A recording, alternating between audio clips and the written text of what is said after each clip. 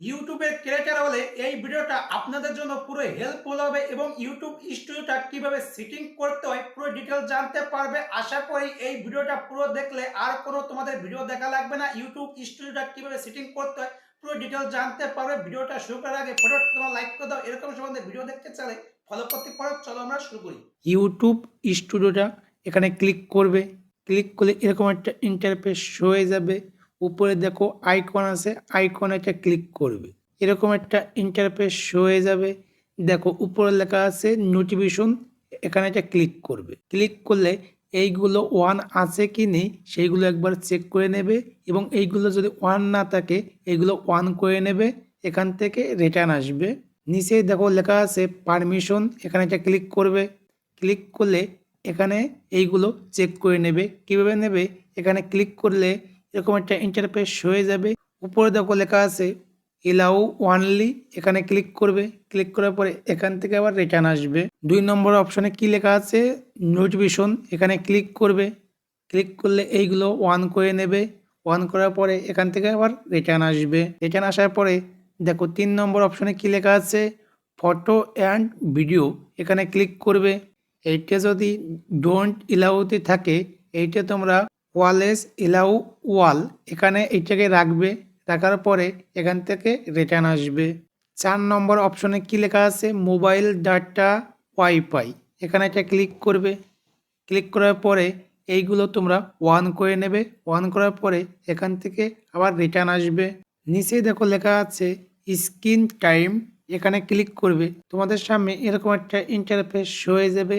এইটার মানে কি এটা আমি বলছি। এইটার মানে কি কতক্ষণ তুমি স্টুডিওটা ব্যবহার করেছো এবং কতক্ষণ তুমি অ্যাক্টিভেট ছিলে, এখান থেকে এইগুলো জানতে পারবে। এখান থেকে রিটার্ন আসবে। নিচে দেখো লেখা আছে অ্যাপ ব্যাটারি উইস, এখানে একটা ক্লিক করবে। এইটাকে তোমরা অপটিমাইজে রাখবে। রাখার পরে এখান থেকে তোমার রিটার্ন আসবে। নিচে দেখো লেখা আছে ল্যাঙ্গুয়েজ, এখানে একটা ক্লিক করলে ল্যাঙ্গুয়েজের অপশন শো হয়ে যাবে। হয়তো স্টুডিওটা সেই ভাষায় ট্রানজাকশন হয়ে যাবে এবং ওই ভাষায় তুমি পড়তে পারবে এবং ওই ভাষায় তুমি ব্যবহার করতে পারবে। এইগুলো তোমরা করতে পারো। এখান থেকে এইগুলো করার পরে এখান থেকে রিটার্ন আসবে। দেখো নিচে লেখা আছে ওপেন বাই ডিফল্ট, এখানে একটা ক্লিক করবে। ক্লিক করলে এইটা তোমরা ওয়ান করে নেবে। এইটা যদি বন্ধ থাকে এইটাও তোমরা ওয়ান করে নেবে। ওয়ান করার পরে এখান থেকে তোমার রিটার্ন আসবে। নিচে দেখো লেখা আছে অ্যাপ ডিটেল, তার নিচে কি লেখা আছে app install form Google play store, এখানে ক্লিক করলে প্লে স্টোরটা ওপেন হয়ে যাবে। দেখো এখানে কিন্তু প্লে স্টোরটা ওপেন হয়ে গেছে।